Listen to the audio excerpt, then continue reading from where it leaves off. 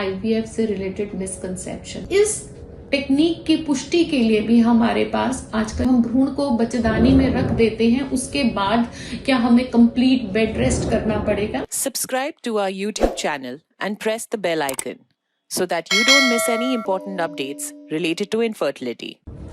नमस्कार, मेरा नाम डॉक्टर बकुल कपूर है। मैं इंदिरा आईवीएफ लुधियाना सेंटर में सेंटर हेड हूँ।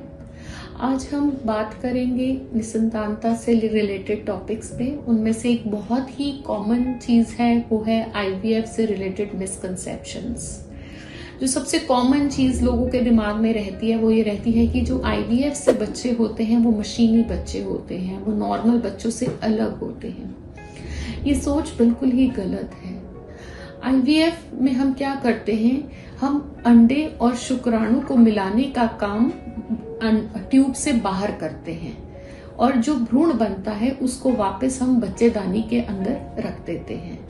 तो इसमें जो एग है वो औरत का ही लिया जाता है, स्पर्म है वो हस्बैंड का होता है, और जो भ्रूण बनता है वो नॉर्मल तरीके से बनता है और उसको वापस बच्चेदानी के अंदर ही प्रत्यारोपित किया जाता है। तो इसमें कुछ भी मशीनी नहीं है, ये एक ह्यूमन बॉडी के ही प्रोडक्ट से बनाया जाता है और जो बच्चे बनते हैं वो बिल्कुल नॉर्मल होते हैं और नॉर्मल बच्चों जैसे ही होते हैं। दूसरा ये होता है कि आईवीएफ में किसी का एग, किसी का स्पर्म लेकर रख दिया जाता है।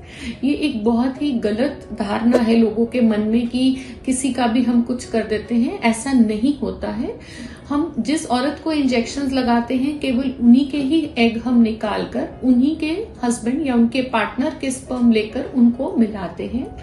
इस टेक्निक की पुष्टि के लिए भी हमारे पास आजकल आरआई विटनेस टेक्निक है जो कि इस चीज को सिद्ध करती है कि उसी कपल का एग और स्पर्म लिया गया है और उसमें कोई भी गलत काम नहीं हुआ और कोई भी मिस्टेक नहीं हुई है।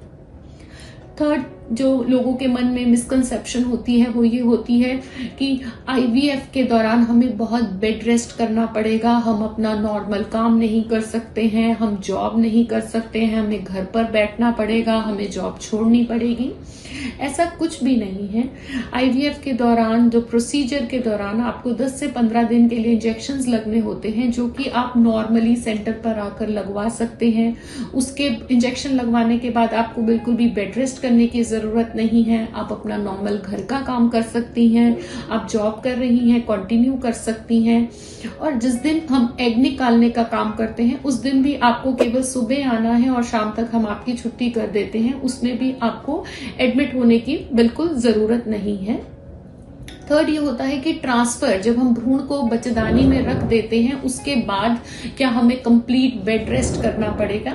ऐसा भी नहीं है। आप ट्रांसफर के बाद अपने नॉर्मल काम कर सकते हैं। इनफैक्ट हम अपने पेशेंट्स को ये सजेस्ट करते हैं कि वो सुबह शाम 1 किलोमीटर सैर करें, नॉर्मल काम करें, पॉजिटिव सोचें, जिससे कि सक्सेस बहुत अच्छी रहती है। और एक नॉर्मल डाइट अपनाएं। इसमें कोई ऐसा नहीं है कि आपको एक्स्ट्रा कुछ करने की जरूरत है। For more information, visit our website www.indiraivf.com or call 1-800-309-4410. Keep following us and leave your fertility related questions in the comments below and get answers from Indira IVF doctors.